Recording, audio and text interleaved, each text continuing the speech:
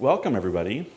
This is an exciting afternoon here for our Sunday at the Met program, which is held in conjunction with the exhibition Early American Guitars, the Instruments of C.F. Martin, which is on exhibit in the Andre Mertens Galleries for Musical Instruments on the museum's second floor.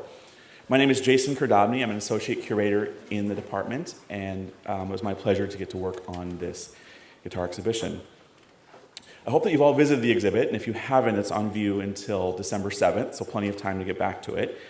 It's exciting. We have 35 guitars by Christian Frederick Martin and his contemporaries. Fully 22 of the guitars in the exhibition are by Mr. Martin, which is the largest exhibit of this really important and very early American guitar makers. The exhibition is largely the result of new scholarship that has been taking place in recent years by a group of scholars, collectors, and museum curators that culminated in the production of this absolutely beautiful book called Inventing the American Guitar, which is available in the museum bookstore. It tells the story that follows the exhibition.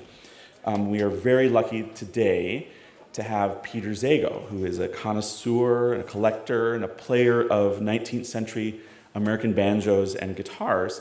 And Peter will be talking to us about the research that went into this project and that resulted in this publication, presenting it as a mystery story as to what they discovered along the way. I'd like to ask you all to turn off your cell phones and to remember that there's absolutely no photography during the presentation this afternoon. I'd also like to thank today's sponsor, Bank of America, for making the afternoon possible, and also the C.F. Martin Company, who was a sponsorship for the exhibition. So with that, I hope you're prepared for an afternoon of fun and lots of music. And Peter, I think we're ready for you to come up now. Thank you.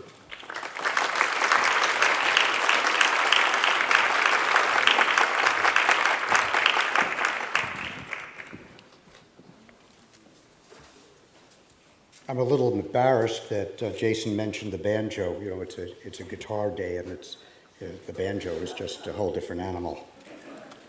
But the early story of the American guitar begins on November 6, 1833. As absurd as it sounds, it truly begins on a particular day, because that's the day that C.F. Martin, Christian Frederick Martin, arrived in New York from Germany. And the early history of the guitar really is based almost entirely on Martin. He was the first successful maker. Within 15 years of arriving in America and beginning to make guitars, he had evolved his guitar into a guitar that we all recognize today as the American acoustic guitar. And when he died, or when he retired, he hadn't quite died yet, 35 years after he started making guitars in New York, he was the only guy standing. He still was the only successful guitar maker at the time.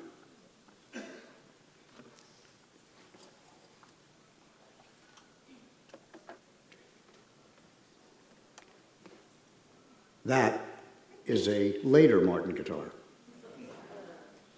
This is an early one, and looks very, very different from the later ones, but we'll look at the story of how he got from here to here. And this guitar, of course, by this time, the Martin guitar is iconic, played by Gene Autry, Roy Rogers, Eric Clapton, Elvis Presley. There have been dozens of books written on the American guitar, written on Martin guitars, and one would ask, is there anything yet to learn with all that exposure and focus? And the answer is yes, a great deal, and we'll be exploring that today.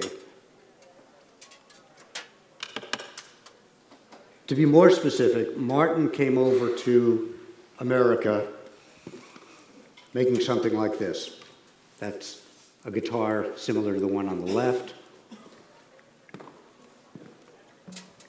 And this is a guitar he made 15 years later. And for those of you who are guitarists, this certainly looks like a modern American guitar and a modern Martin guitar.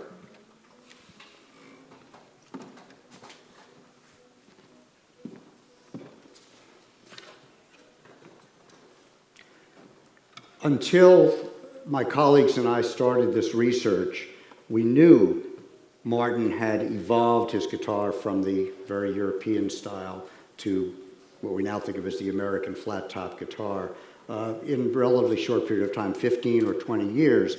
However, we had no idea how that happened.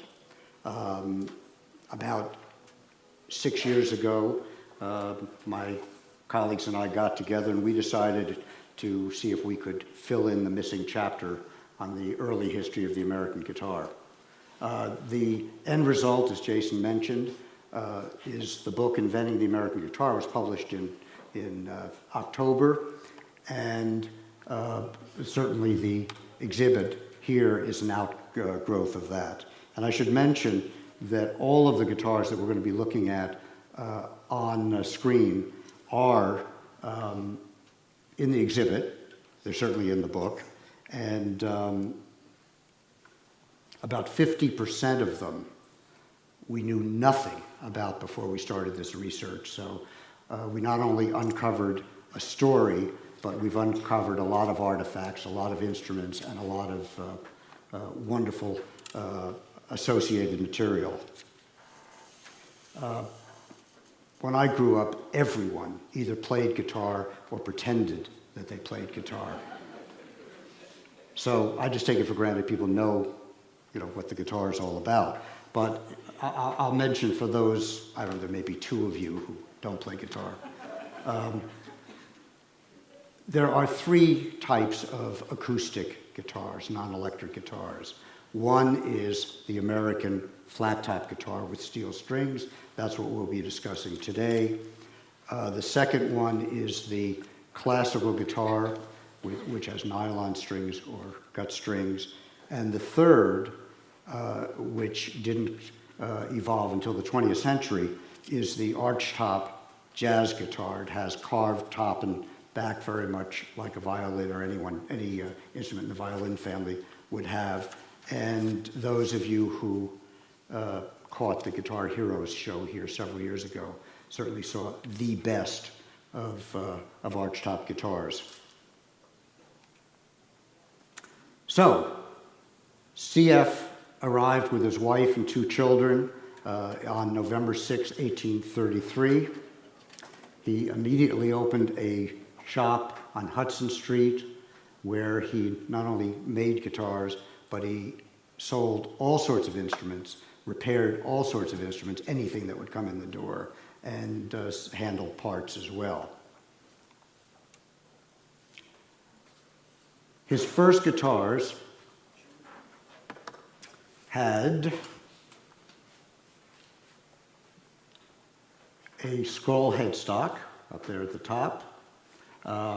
The body shape was a figure 8, very different than contemporary guitar. It usually had a fingerboard that was raised off the body and had this rather audacious slice down the back or down the side. And it had a very European bridge, which he called a mustache bridge, so we'll call it a mustache bridge.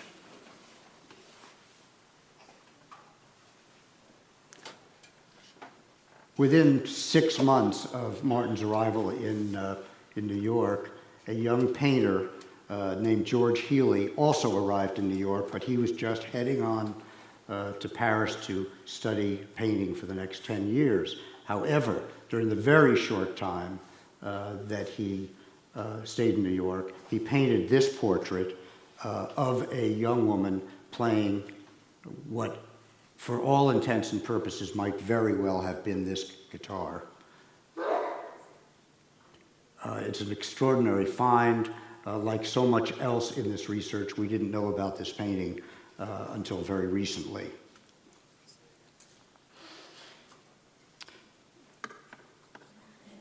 When Martin started making guitars, and we're looking at the earlier guitar we saw before, which again might be his first guitar, he was modeling his guitars after ones that were made either in his hometown area in Saxony, Markneukirchen, or in Vienna, which was certainly the finest guitar making center at the time. And this one is made by Johannes Stauffer, who was the most noted, most inventive maker in Vienna at the time. Martin indicated on one of his labels that he was a student of Stauffer's. He certainly knew how to make Stauffer-like guitars. The scroll headstock with the tuners all up in a line, mechanical tuners, which, by the way, Stauffer was the first to use. A neck that could be adjusted with a key for height. A fingerboard that was off the top of the guitar so that the top of the guitar was, could vibrate more freely. And as I mentioned, he indicated on one of his labels that he was a pupil of Stauffer's. I don't think that label lasted very long. We have no other proof that he worked for Stauffer, but Martin was indeed a businessman. He was a successful businessman. He certainly knew how to make guitars like Stauffer. So if I were him, I'd probably say I was a pupil of Stauffer as well. Other examples of his early guitars, we're looking at two of them here. His guitar design was constantly evolving. He was not only a great businessman, a good maker, but he was extremely creative. This is a very, very high-grade version of one of his early guitars. There's another view of it. And just to show you how resourceful he could be, those little half circles going around the edge of the top were probably button blanks. There was a button manufacturer right down the street from his shop.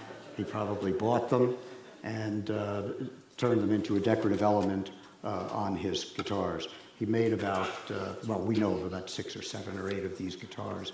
My guess it became too expensive and wasn't worth the effort, which he did, which we found with a whole bunch of things he did. The bridge is ivory, the fingerboard is ivory, the edging is ivory. We probably shouldn't try and get this guitar out of the country before too long. It's difficult doing it. So that's what we all knew as guitar historians about the early career of Martin. From now on, this material is entirely new. At the same period of time in the 1830s, Americans had a growing romantic fascination with all things Spanish. It was exotic, it was the South, it was dark, and certainly the Americans' image of the Spanish was entirely tied up with the Spanish guitar.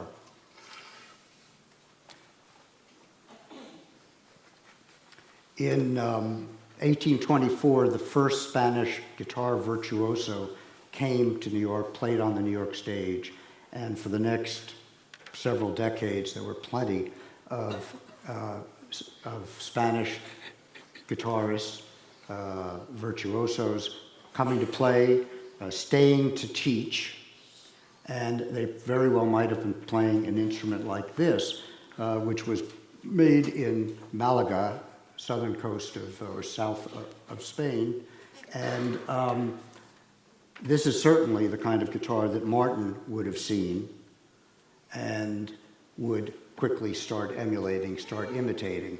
And one thing that's interesting about these early Spanish guitars, which are very, very rare, is that they didn't last very long because Torres was soon to make a more codified classical guitar, and that became the standard. However, Martin continued to make guitars in the Spanish tradition for a while, and just comparing his Spanish guitar to his earlier guitars, the bridge turns into a rectangular bridge instead of the mustache bridge. That's what he would be doing up until today. The ornament around the sound hole, the rosette, became 3 rings, which is again something very Martin-esque, and for that matter, it's very American guitar today. The body is no longer shaped like a figure 8, and that body shape one would recognize today as an American guitar as well. The headstock went from a scroll headstock to something that we would certainly say is a almost contemporary Martin headstock. The heel, which initially started out in a what we call an ice cream cone shape, although I don't know what he called it, was reformed into what we now think of as the Spanish heel. Indeed, it came from Spanish guitars, and it still remains on guitars today. There were all sorts of other ornamental things that Martin did to emulate the Spanish guitar. In the case of the Spanish guitars, they were entirely functional. In the case of Martin, they were decorative, they were faux. He was obviously trying to appeal to a market that was interested in the Spanish guitar. The most important change that Martin made, you can't see on the outside of the guitar. You can only see it on the inside, and it is the reinforcing. And this is a prototypical Martin Spanish-style guitar, and it certainly looks very much like a real Spanish guitar. The challenge with a guitar is that the top should vibrate like a membrane, like a drum head, in order to create the sound. However, unlike a drum head, you have the inconvenience of the bridge, which is what supports the strings, which are under great tension. So there's always the challenge of having the top vibrate and providing the kind of structural support that will keep the top in position with all the pressure on the strings. And the way that Europeans did it when Martin came over to America, and what he did for the next several years, is have braces, ribs, going across the top. They're called lateral bracing, ladder bracing, and indeed you see a modification of that on the left, which is an early Martin guitar. The Spanish guitars had something that was much more innovative, which was fan-shaped ribs, starting from the rosette, going out like this, and Martin did the same thing in his Spanish-style guitars, and that accomplished a couple of things. One is that it was much more structurally stable, so that it gave the opportunity for a much larger guitar, which is certainly something that the American guitar became. Secondly, it freed up the bass so that the instrument could be louder, it could be more resonant, there could be more sustained. There was every reason to make the changes.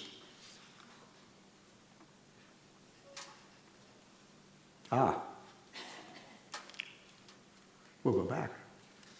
So, by this time, by the time that Martin was making Spanish-style guitars, he had just about arrived at the American guitar and what would be made until today for the next 160 years. And we'll tell the rest of the story after we hear some wonderful music.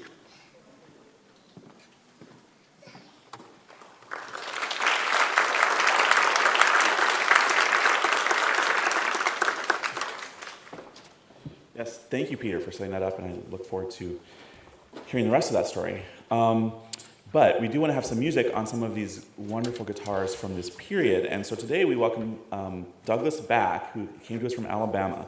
Mr. Back is recognized as one of the leading authorities and performers of the 19th century American guitar music. He is the author of 4 anthologies and recordings of guitar music from this period by Mel Bay Publications, and has over 50 articles and magazine columns devoted to the guitar and related fretted instrument history. In addition to classical guitar, Douglas performs on a wide spectrum of other fretted instruments, including the classic 5-string and 4-string banjos, mandolins, and the Renaissance lute. So today, please help me in welcoming Mr. Douglas back.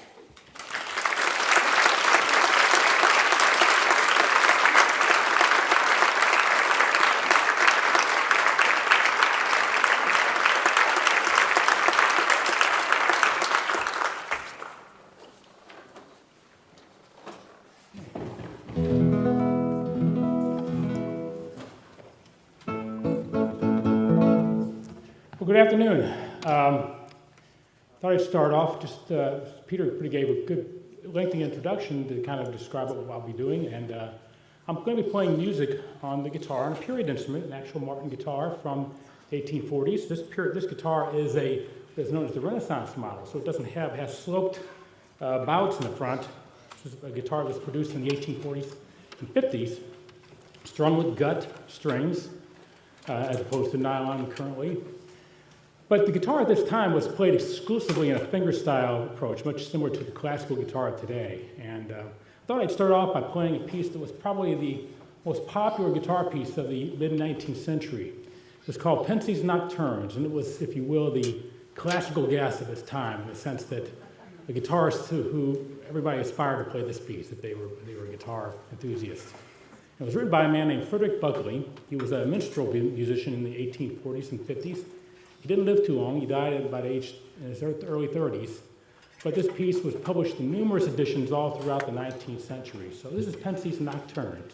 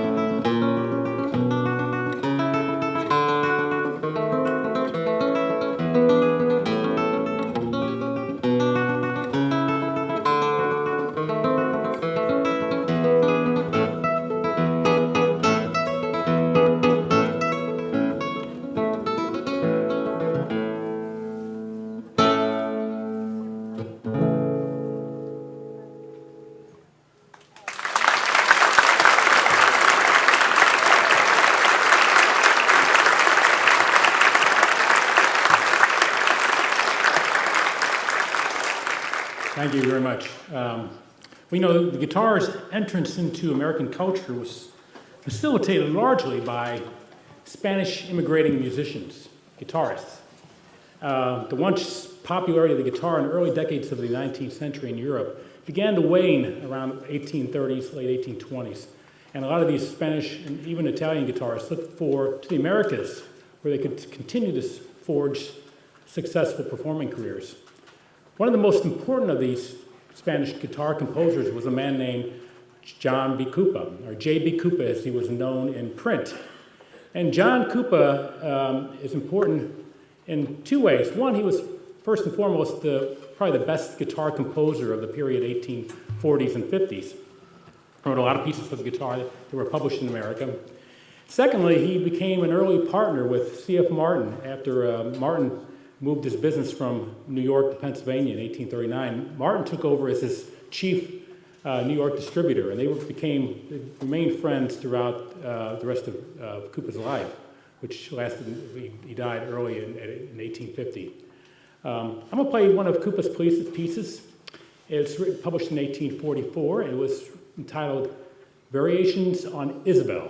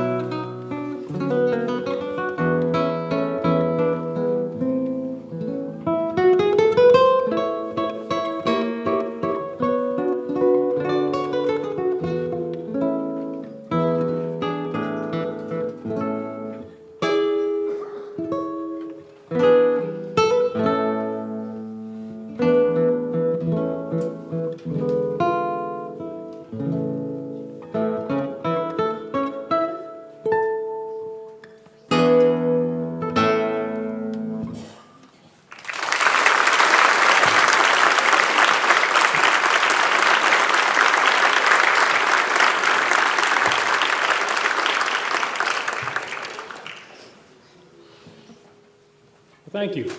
Well, after John Cooper died in 1850, Martin looked for another New York distributor, and he found that person in a man named Charles DeJanin. DeJanin was an important American guitarist, composer, arranger, who lived in New York, and from about the 1830s on, he began composing and arranging as early as the 1850s and continued all throughout his life, which he died in 1911. But the partnership didn't last only about a year. Apparently it didn't work out, but nevertheless, DeJanin was an important guitarist in this period and continued to serve as a distributor of Martin guitars for the remainder of his career. I'm going to play a piece, it's an arrangement of DeJanin, a piece by Gottschalk, Louis Moreau Gottschalk, who was probably America's most important composer of the mid-19th century. His pieces were largely forgotten after his death, but they were very popular because of their sentimentality in some of the silent film movies of the early 20th century. Anyhow, this is DeJanin's arrangement of Marche de Nuit.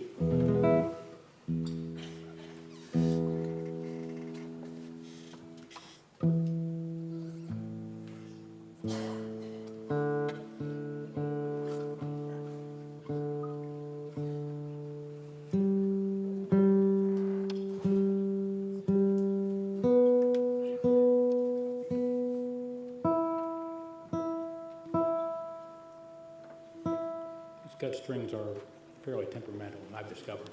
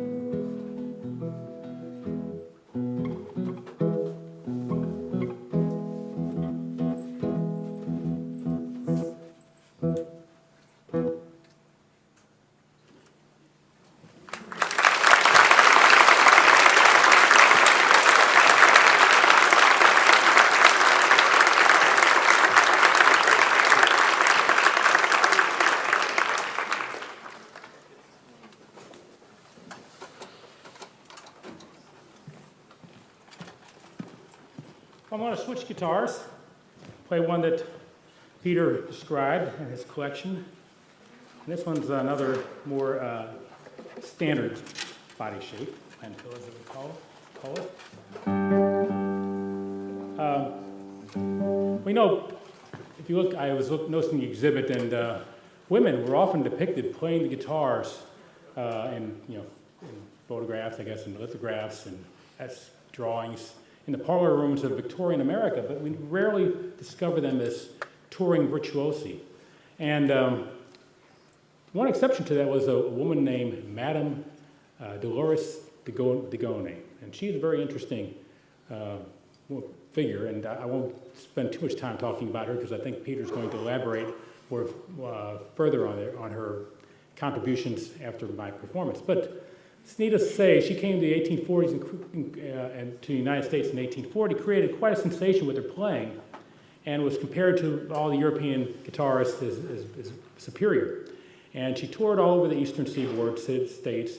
And in her relationship with Martin was that she became, you might say, his first endorsement artist. And he built a guitar called the Degone model, which he marketed for several years. I'm going to play a piece. She published only a handful of pieces, and they were all under her married name as simply Mrs. Knoop. She married a German cellist by the name of George Knoop in 1845, and they continued the tour together. But on her publication, she didn't list her name, but just simply Mrs. Knoop. This is a piece called An Adieu by Madame Degone.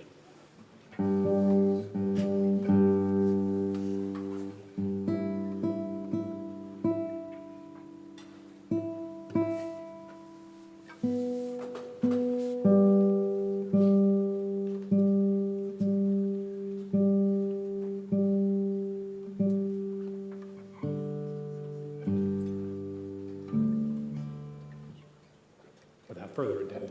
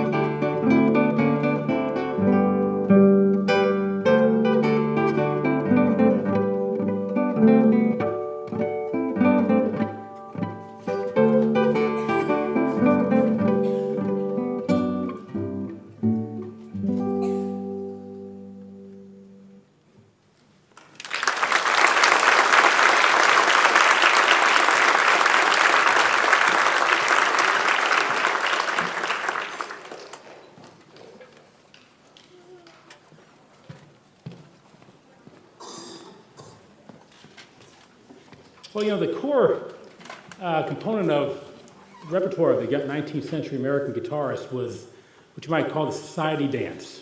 And the society dance became stylized as concert pieces, but that would consisted of waltzes and mazurkas and schottisches and even the polka. And the polka at this time was perhaps a little bit more of a highbrow art form we think of it today, but not to characterize the Polish or German accordion polka, but this is more of a slower version and more stately stylized, as I would say. I'm going to play a good example of a concert polka from mid-19th century called the Magnet Polka.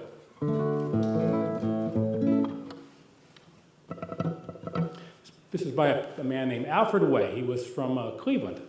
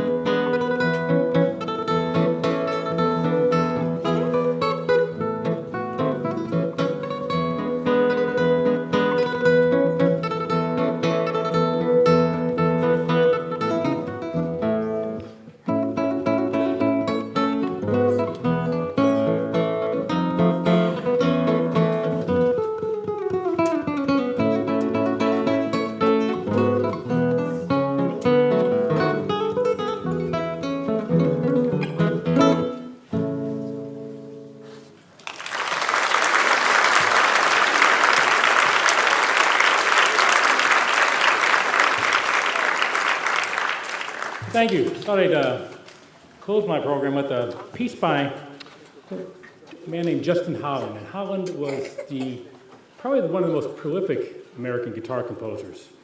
He was a friend of C.F. Martin. In fact, Martin was known to have asked Holland to write a piece for his daughter at one point. But Justin Holland represents a very significant, or I would say,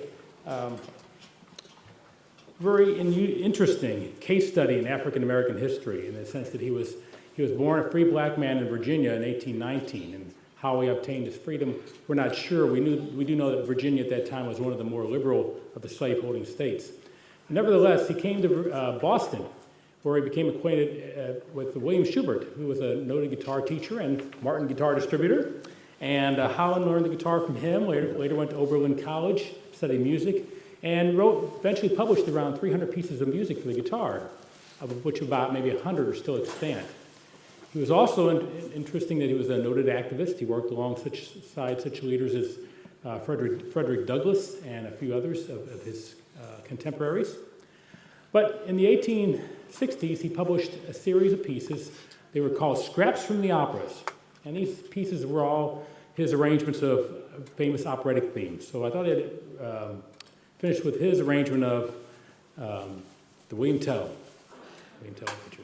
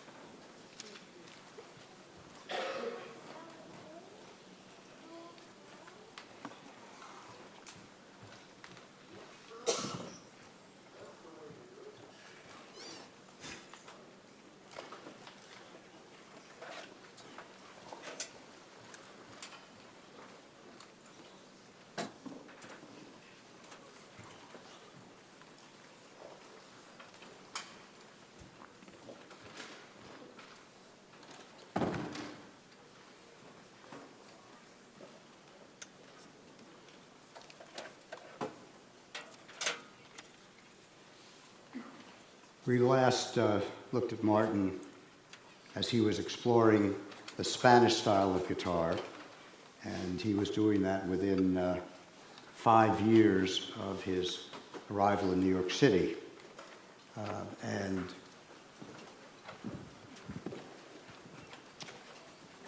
he pretty much imitated the Spanish guitar, which I'm holding in my left hand, point by point.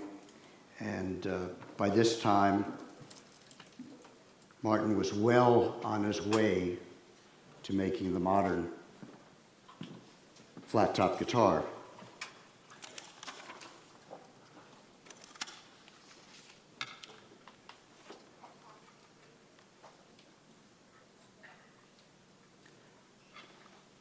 Like his earlier Austrian or German style guitars, he did a full range of simple to very, very decorative custom grade examples. The one on the left is very similar to this. Doug spoke about John Cooper as one of Martin's early partners. John Cooper, in fact, was the first person to ask Martin to make a Spanish-style guitar. He became a partner of Martin's in 1840 and remained his partner until 1850 when he died. The Martin factory has the most extraordinary archives of factory archives going back to 1833 right up to the present. They certainly are a researcher's dream. The only difficulty is that the period from 1840 to 1850 is entirely missing. Happens to be the critical period that Martin made most of his innovations. So instead of looking at the archives, my colleagues and I had to look at the instruments themselves to try and understand how Martin's mind worked and how he progressed from his European-style guitars to making an American guitar.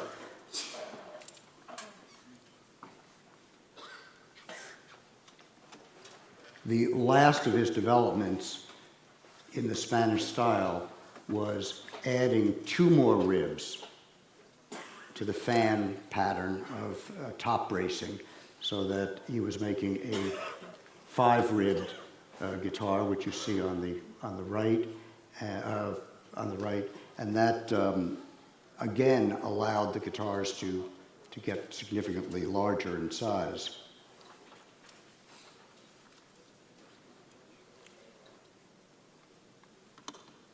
In addition to having missing archives, one of the other big challenges that we faced as researchers is that virtually none of the early guitars have any provenance. We know nothing about their history, which makes it another level of difficulty in terms of trying to figure out, first of all, when they were made, and secondly, in which order they were made.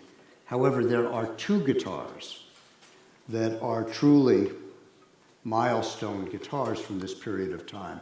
Neither of them are particularly glamorous, remarkable on the outside, but they are very significant when one looks inside the guitars. This one was made, it was one of 2 guitars that Martin made for Madame de Goni, the virtuoso that Doug mentioned before. She apparently was an extraordinary performer. She was wildly acclaimed in New York and Boston, in Cincinnati. She performed in America from 1840 until 1849, when she left her husband and several young children to run off to Mexico. She was quite a virtuoso. I'm not sure she was so virtuous.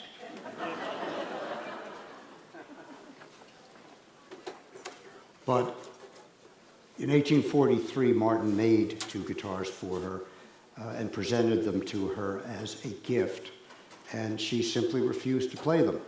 She said she was really happy with the guitar that she was playing. Someone insisted that she try one of them. She did, and at which point she said she was never going to play another guitar. And this may be apocryphal. We aren't sure it's real. It actually happened. But nevertheless, this is one of the 2 guitars that Martin made for Madame de Goni. And as I mentioned, the outside of the guitar isn't anything particularly special, but in fact, the inside is very, very important, because it is the first guitar that Martin made that we can document that has the famous X bracing That is the bracing of the top in an X pattern. The ribs are going in an X pattern. And from then on, Martin and virtually every other guitar maker in America who produced flat-top steel string guitars used X bracing as the way to brace the top of their guitar.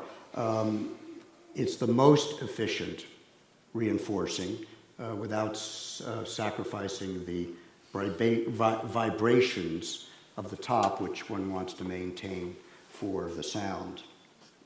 The X bracing enabled the guitar to become much larger, and it in fact didn't become much larger than some of the guitars you see there until early into the 20th century. But once the guitars, there was a race for size by the 1930s, the Martin guitars had already increased to the size of a dreadnought, which you all have seen played in bluegrass bands. Elvis Presley played it, and it is a boomer. That was all possible because of the X bracing. And it actually wasn't such a major step for Martin to move from the fan bracing, which you see here, to his X bracing, because all he did was remove the center rib and then extend the next two on either side of the rosette, the sound hole, and thus thereby creating an X pattern.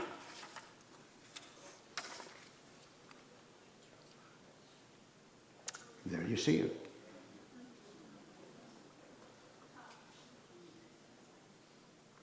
The second landmark guitar was owned by someone who couldn't be more different than Madame Dobney. This is Colonel Wilkins, or he became Colonel Wilkins. And this guitar was given to him as a gift upon his graduation from West Point in 1846. So it was made 3 years after the Dobney guitar. John Wilkins spent 40 years as a career officer. He fought in the Mexican Wars, he fought in major battles in the Civil War, and ended his career in the West during the Indian skirmishes. And he was a prolific correspondent. He kept journals throughout his life, and from reading the journals we knew two things about him. One is that he couldn't stand other soldiers. He did nothing but constantly complain about being in the army. The other thing we know is that he spent his entire career playing this guitar. This guitar traveled with him, and it stayed in his family until very recently when we were able to acquire it.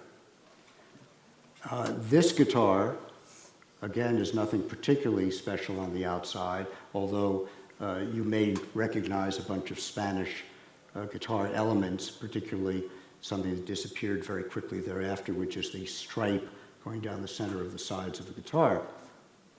But on the inside, there is the next and final step that Martin took to making the contemporary guitar, which is modifying the X bracing, making it asymmetrical in such a way that it had even more bass, more flexibility for vibration, and this is the same bracing that one finds in contemporary Martin guitars, contemporary guitars by Taylor and other competitors of Martin, and it is the bracing that one would find in a guitar substantially larger than that one.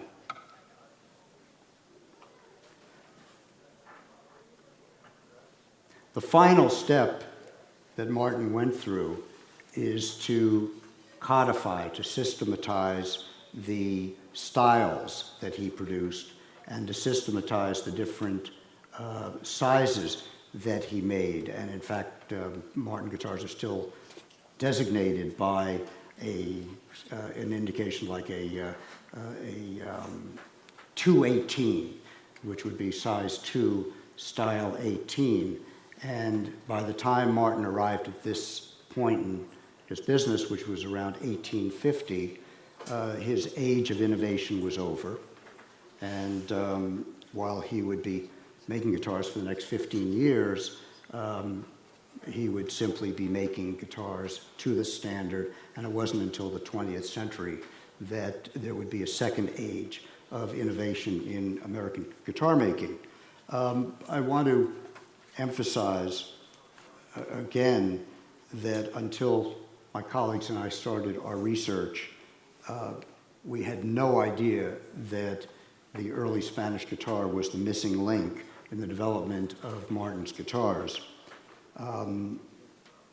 We also realized or discovered that the fan bracing in Martin's guitars, once he was imitating the Spanish guitar, led rather simply to the famous X bracing that has become the standard subsequently.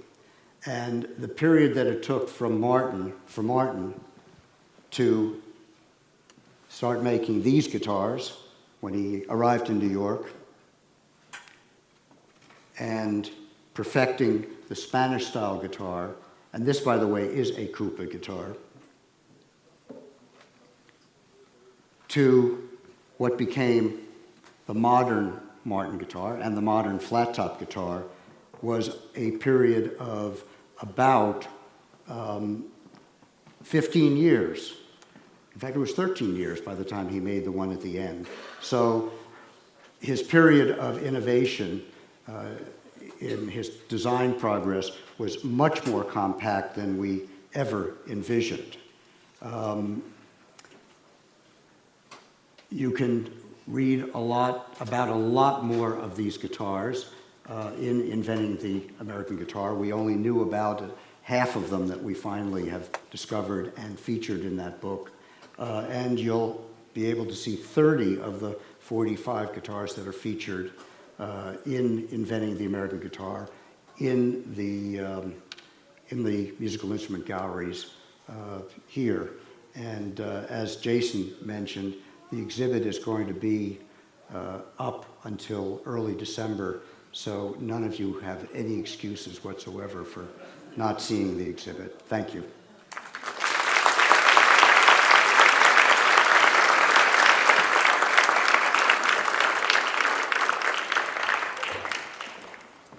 Thank you very much, Peter.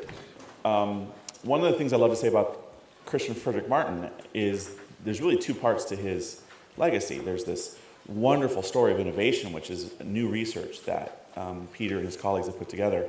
And the other part of it is this company that is still with us today, still making fantastic guitars for nearly every style of American popular music. So it was our treat to be able to bring one of the great Nashville musicians, Mr. Thom Bresh, who's an entertainer and a guitarist. His father was Merle Travis, who was one of the most influential American guitarists of the 20th century. Mr. Bresh was the 2001 inductee into the Thumb Pickers Hall of Fame, and he has been a major songwriter since the age of 13. He's appeared on 2 HBO specials. Thom has also hosted his own television show, and he's also a producer, having received 2 Grammy nominations and 1 for an Academy Award. So we are very honored to have today Mr. Thom Bresh, and I know that you are going to enjoy his performance.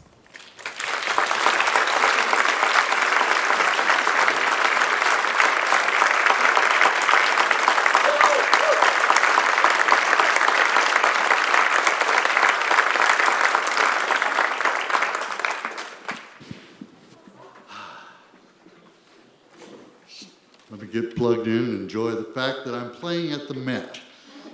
Taking a long time. This is a very prestigious joint to play.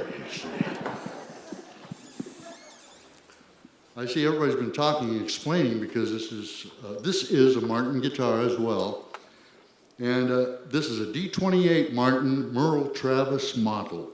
It's got the Bigsby neck, which has all the machine heads on one side, and the only maple neck that Martin makes. They made 100 of these in honor of my dad. And I'm going to show you with this style. It's called thumb picking. Before I play anything, I'll explain it so you'll know what I'm doing. You know what thumb picking is? No. It's a style that you can play with yourself, by yourself. It's a solo style. You play the bass. Now, if you play a bass on a guitar like this, that doesn't sound like a bass at all. It sounds like a guitar.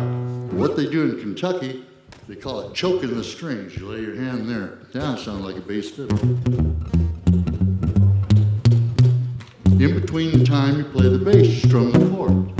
Now you got rhythm, bass, and chords. And since these fingers aren't doing anything, you have them play melody and harmony like that. That's how the style works. Now you know what thumb picking is. Let me play you one.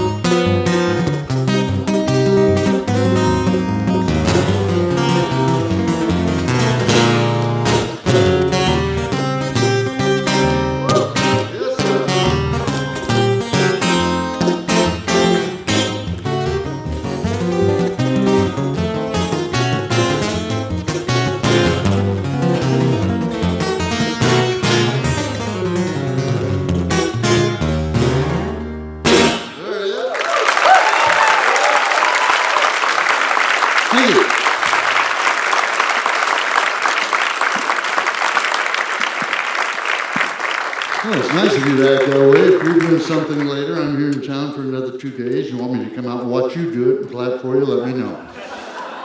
I've been known to watch people do it and then clap. I clap. I'm going to do you a couple of my dad's songs, just because I always do that.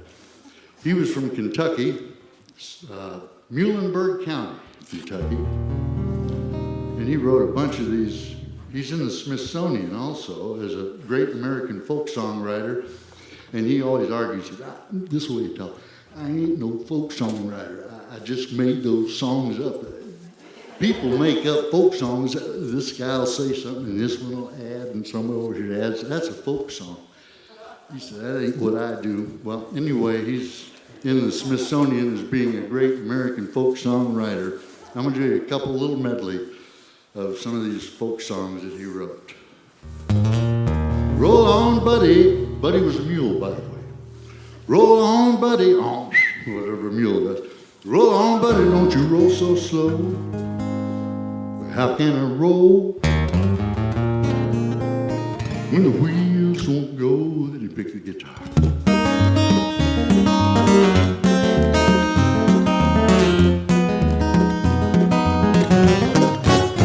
Well, 9-pound hammer is a little too heavy for my side, for my side. I'm going on the mountain, gonna see my baby. I ain't coming back, no, I ain't coming back. So won't you roll on, buddy, pull your load of coal. How can I roll when the wheels won't go? Yeah, roll on, buddy, pull that load of coal. Well, how can I pull when the wheels won't go? And he picked like this.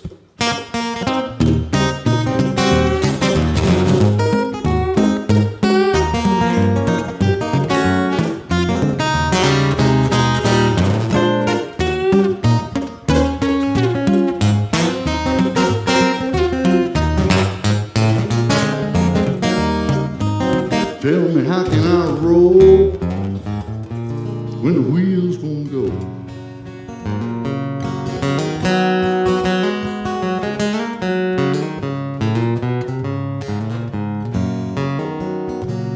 Well, come and listen, you fellas, so young and so fine. Seek not your fortune in the dark, dreary mine.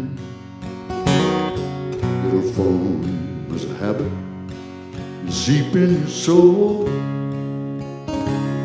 till the stream of your blood runs as black as the coal. Well, it's dark as a dungeon, damp as the dew, but danger is double and the pleasures are few. Where the rain never falls and the sun never shines, as dark as a dungeon, way down in mine. Yes, it is. Yes, it's dark as a dungeon. I can do that if I want to. It's nice. Dark as. Here's one of his that you've heard. I promise you, you have. I'll do it for you. Wait a minute.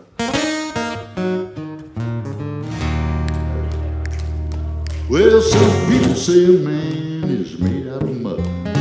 Poor man's made out of muscle and blood. It's muscle and blood and skin and bone. The mind that's weak and the back that's strong. You load 16 tons. What do you get? Another day older and deeper in debt. St. Peter, don't you call me? I can't go. I owe my soul to the company store.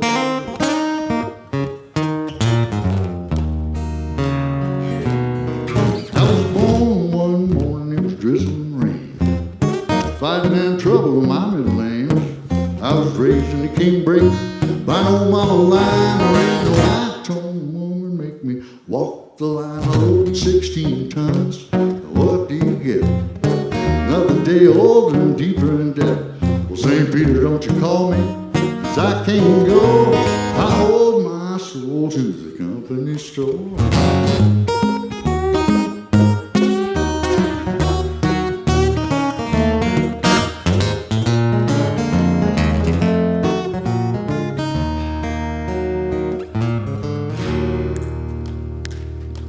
Well, now, see me coming, you better step aside. A lot of men didn't, and a lot of men died.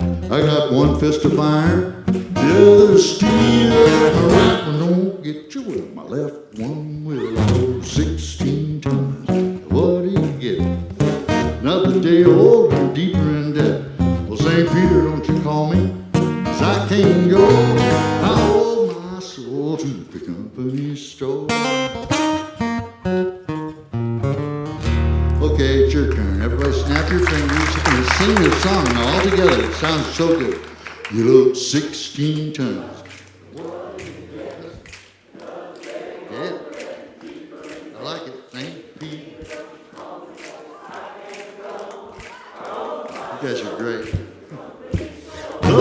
16 tons, what do you get? Another day old and deeper in debt. Well, St. Peter, don't you call me, 'cause I can't go. 'Cause I owe my soul.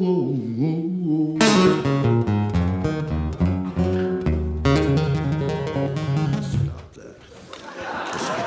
So, to the company store. Couple songs with my dad.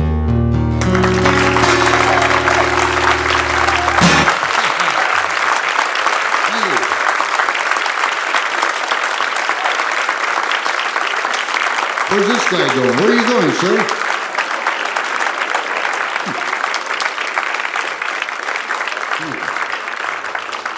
The way he's walking, 8 to 5 says he doesn't make it down. I am a wine lord. You may not know that by looking at me and you're saying to yourself, what the hell is a wine lord? I am a wine lord. I was lorded in 1997 in Bordeaux, France at the World Wine Council. I was number 750 in the last 200 years to get this honor. Doesn't mean I'm a wino, I just in the right place at the right time. So now, I am a wine lord. Then I played in Corsica, the island of Corsica, and I did their guitar festivals every year, and I'll be damned if they didn't lord me as well, the Mediterranean wine growers. So, I'm the only American to ever get that Mediterranean one, and the only person in the world to have them both, because the Frenchies and the Corsicans fight with each other. French fight with everybody, but they back and forth. But they let me go because I am a bon vivant. That's right. And they put the Bresh man right in there. So, what can I bring to a wine lording at this big, beautiful place in Bordeaux, France? I'll write him a song, and I'm going to play it for you right now. It's you know, if you translate a title from French into English, a lot of times it doesn't come out exactly as beautiful as it is in the native language. Like this particular song that I wrote, when you translate it, it's, she would have worn her mother's girdle, but she didn't have the guts. That's the literal translation. However, I'll try anything, I don't care where I am. Dress me up or nothing, still the same. If you translate that into English, it's a song I'm going to play. It's called Sidewalks of Bordeaux.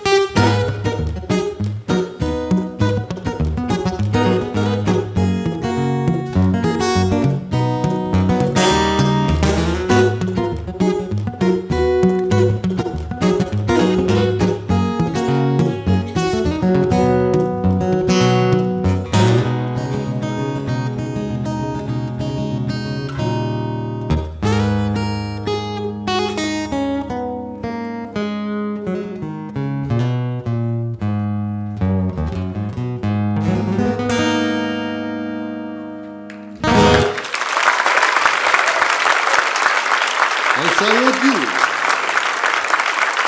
Thank you. I got one for the guys out there. I'm always doing songs for the girls. Guys never get anything. I got one for you.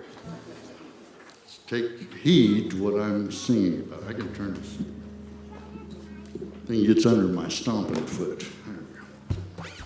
This is called the Cookie Jar Song. Well,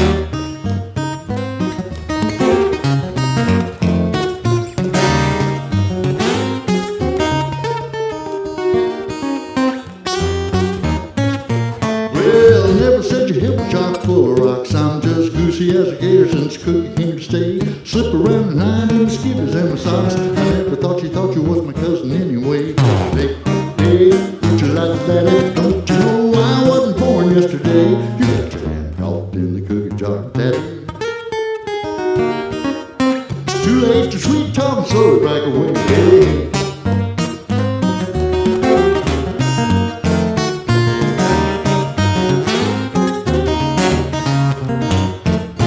Well, the peanut butter, thin mint, raspberry, thumbprint, Oreo, chocolate chip, chow mein noodle, sweet tooth, sub-tooth, old tricks again. It's hard to lie with a mouth full of snickerdoodle. Hey, hey, would you like that? Don't you know I wasn't born yesterday? You got your hand caught in the cookie jar, Daddy. Too late to sweet talk, slowly back away.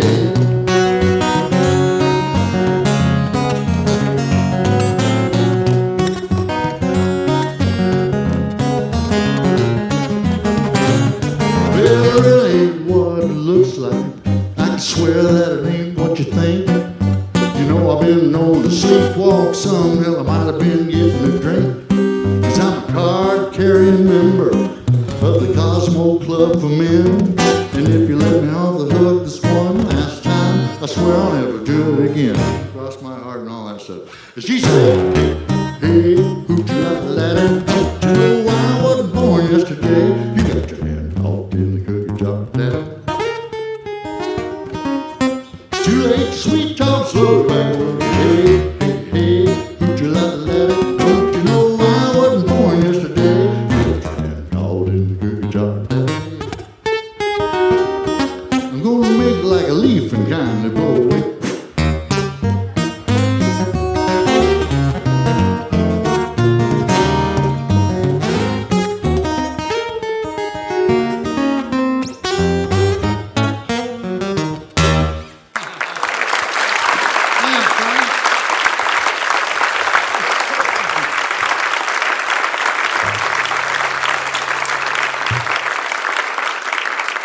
I was looking around to see what kind of picture they had behind me. Everybody got pictures. I didn't get nothing.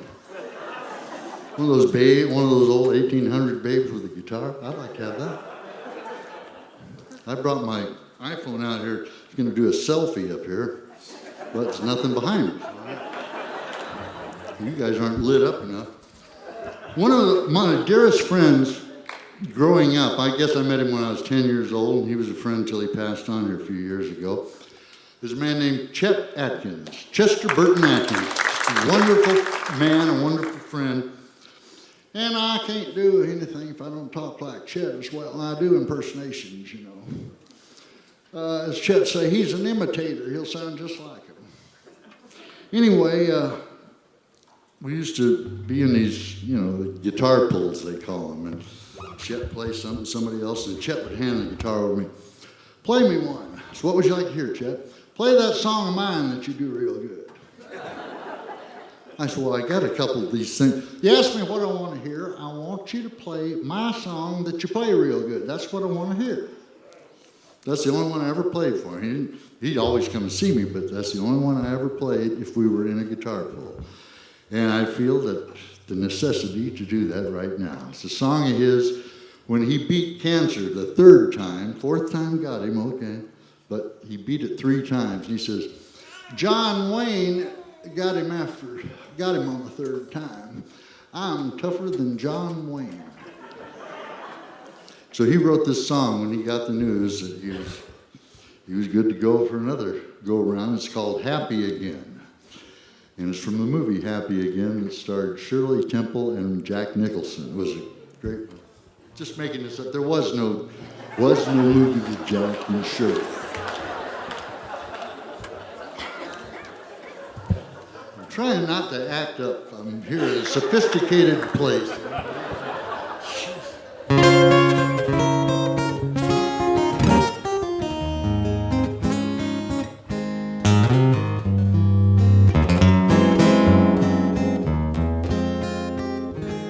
As close as I'm ever going to get to being on the boards.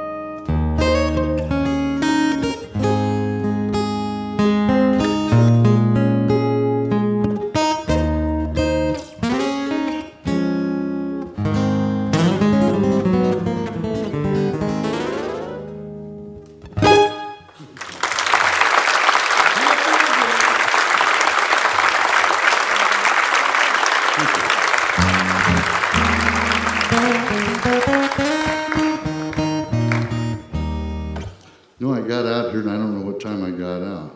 And it just seems, every time you do a nice room like this, it just goes by so quick, and they don't have a hook back there. They're too nice of people. So I don't mean to run over if I'm running over. Somebody should let me know that knows about this stuff. Because I'm going to play a song here. I'm going to salute another friend of mine, and another guy that was a major influence on me, and he and I were friends the last 30 years of his life, no longer with us. I'm getting up that age, man. I'm expecting, I saw Dave Brenner, man. I knew Dave. I'd read it. God, everybody's going. Better find my will and stuff and get it out there in the living room so somebody can find it. When they come over and find me, he's deceased.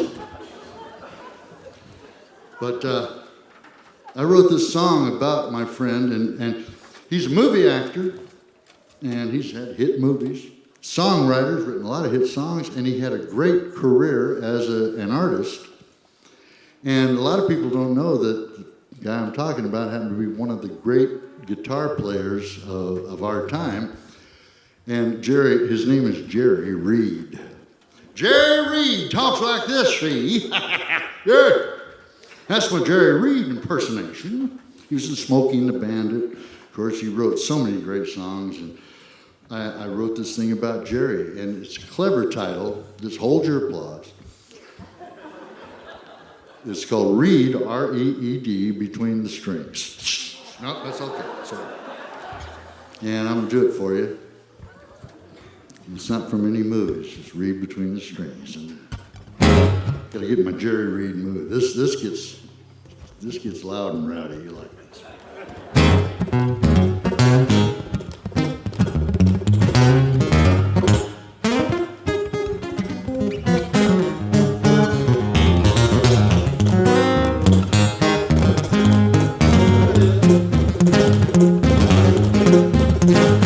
It was 1960 something when I first became a fan. Yeah, sing that drawn-out story about a funky kind of guitar man. Blown away from that day was more than I could stand. Who's picking that for the king? Who's making that guitar ring? When it took his break, there was no mistake, it was reed between the strings. Well, it wasn't long till I heard this song about a man that they called Amos. Took my money to the record store, no help to get famous. Well, there was no doubt I'd wear it out. Had to learn every lick. Yeah, I love to hear him sing. But the guitar always brings that unmistakable ability to read between the strings. He would play.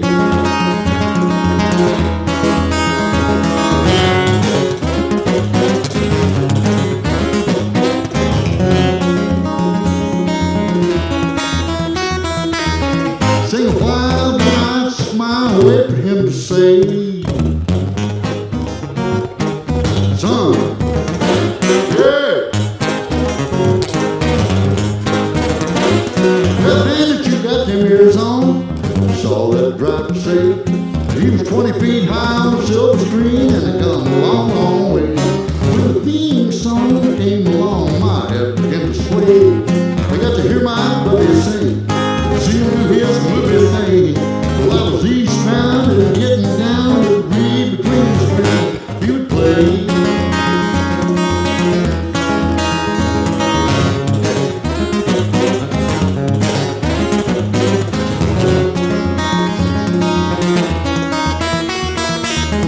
Sing a wild night smile, wait for him to say, son. Well, when you hot, you're hot, and the wonders never cease. And when you're not, you're not. Well, you might as well rest in peace. But it ain't true, I'm telling you, you'll always be around. Just like Rembrandt with his paints, and the legends of Mark Twain. The stories told with heart and soul, just read between the strings. I'm gonna play you a hot Jerry Reed song. Maybe.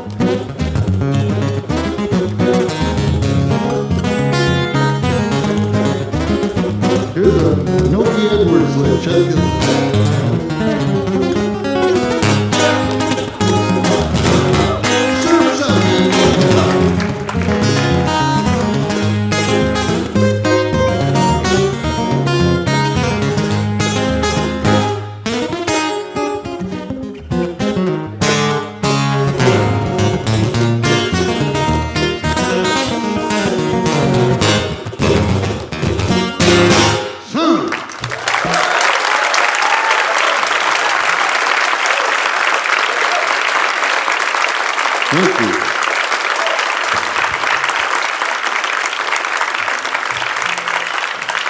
You lost another one, man. I won't do any more Jerry Reed songs for if you don't leave.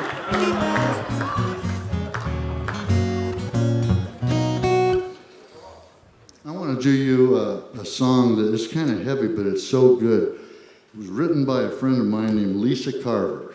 She's just an incredible writer with lyrics and all this. And I don't know where she gets her ideas. But when I heard the song, I said, well, I got to lay this on people that are in a real quiet mood to where they can hear this song. I do it for you, and I don't know how she got this. I asked, where'd that come from? She said, just came in my head, and I started writing. The song is called Bullet. Check this out.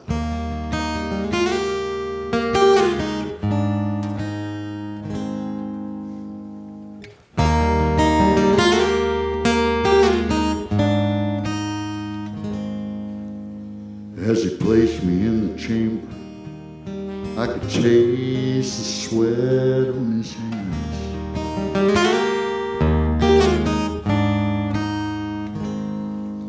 He was a baby-faced Alabama boy, playing soldiers in the sand.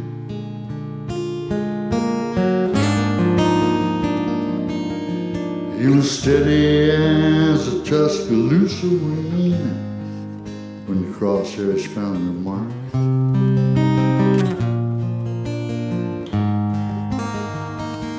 He whispered, eagle eye can't miss. His God is on his side and in his heart.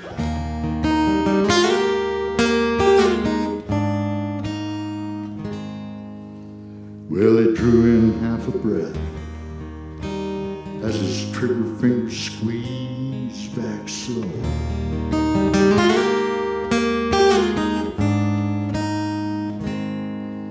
And I waited my whole life for this one moment, and I was ready to go.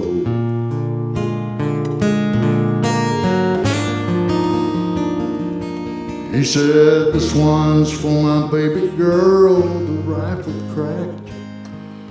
I began to spin.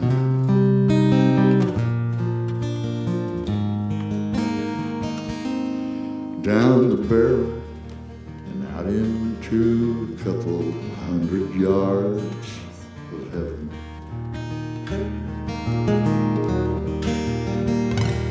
I just go where I'm told and do what I was made to do. Don't blame me, blame the gun, or blame the man who looks a lot like you. I'm just lead, case, and steel. I don't hate, 'cause I don't feel, and I don't care who's right, to tell the truth. I just go where I'm told, and I do I was made to do.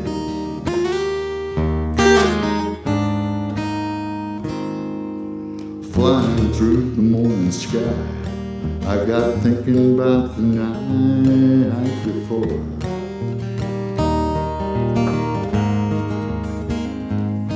I overheard a worried boy ask his friend what he thought about this war.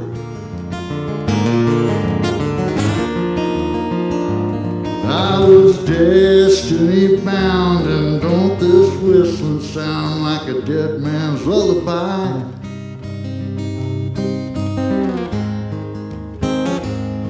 And I did not feel a thing when I got close enough to look him in the eye.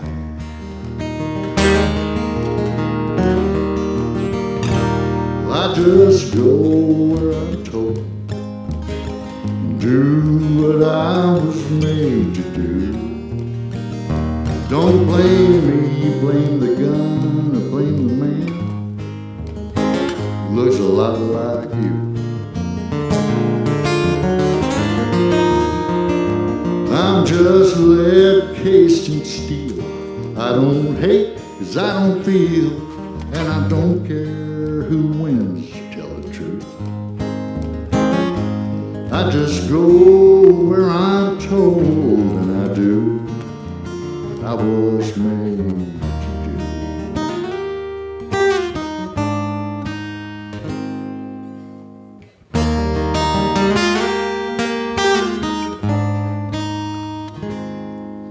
He was trying to load his gun while his brothers dropped by stones by his side.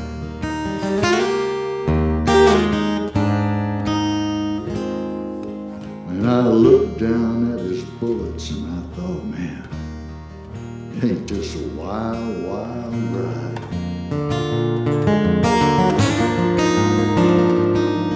He was asking God for victory and praying for his babies back home.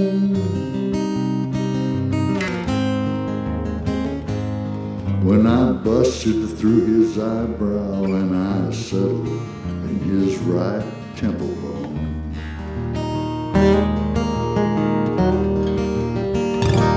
I just go where I'm told and do what I was made to do. Don't blame me, blame the gun, or blame the man who looks a lot like you. 'Cause I'm just lead cased in steel. I don't hate 'cause I don't feel, and I don't care who dies, to tell the truth. I just go where I'm told, and I do what I was made to do.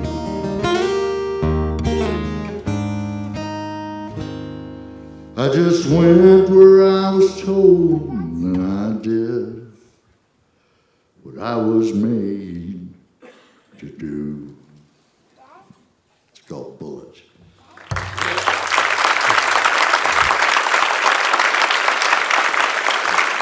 Kind of heavy to well-written. I have to make a deal now, thank you. I'll tell Lisa that she went over well at the Met. That ought to give me a bargaining chip or two, if you know what I mean.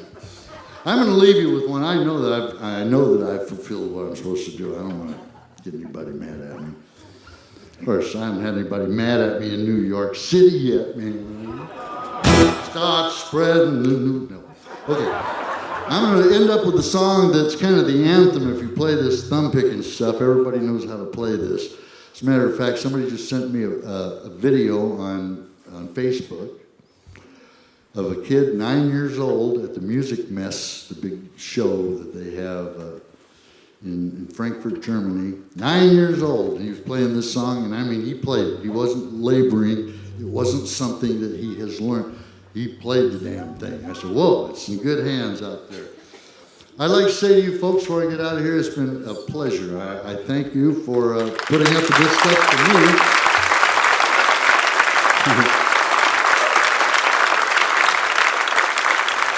When I could hear you, I was backstage. They have big monitors backstage. You can watch the show.